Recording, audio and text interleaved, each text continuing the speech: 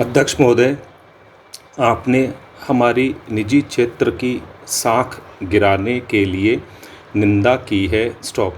क्या मैं आपसे अनुरोध करूं कि आप पिछले वर्षों के उन तमाम भाषणों को जो दिए गए हैं और जिन्हें सुनना पड़ा है, देखा जाए, जिसमें सार्वजनिक क्षेत्र की निंदा की गई है। स्टॉप। क्या आपको यह नहीं लगा है कि सार्वजनिक क्षेत्र का अपना योगदान है और हमारे देश को सार्वजनिक क्षेत्र ने ही यह ढांचा दिया है जिसके कारण हम अपनी रक्षा कर पाए हैं और आप सबकी निजी क्षेत्र की सहायता कर पाए हैं। स्टॉप। आप यह न भूल जाएं कि निजी क्षेत्र इसीलिए आगे बढ़ पाया है कि सरकार ने उसे संरक्षण दिया है, उसकी सहायता की है। स्टॉप।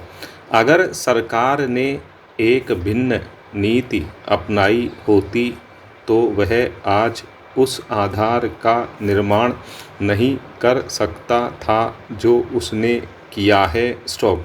इसलिए आपको और हमको अपनी समस्याओं को देश के व्यापकतर परिप्रेक्ष्य में देखना है। स्टॉप। पैरा।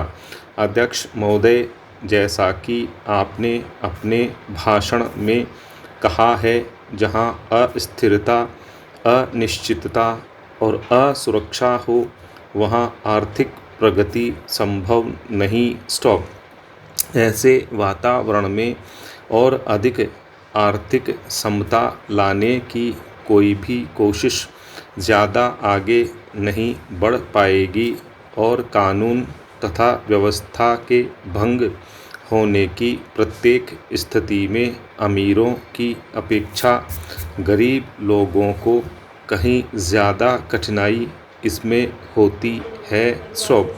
लेकिन मैं आपका ध्यान एक बात की ओर दिलाना चाहूँगी। स्टॉप। स्थिरता को यथास्थिति का पर्याय नहीं माना जा सकता, न ही उसे मानना चाहिए। स्टॉप।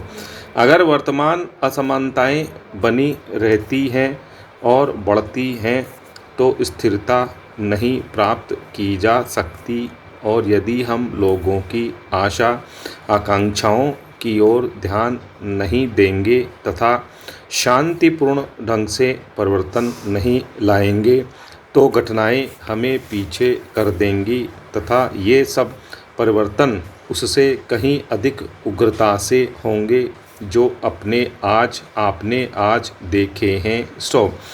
आज हमारे देश में तथा विश्व के अन्य देशों में भी, यहाँ तक कि अधिक से अधिक अमीर समाज में भी एक तरह की बेचैनी का वातावरण है, जैसा कि आपने समाचार पत्रों में देखा ही होगा।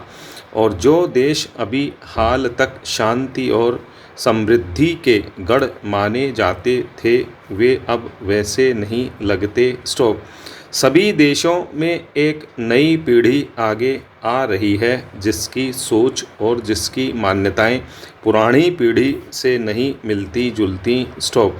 हमें बदले हुए समयानुकूल बनना है।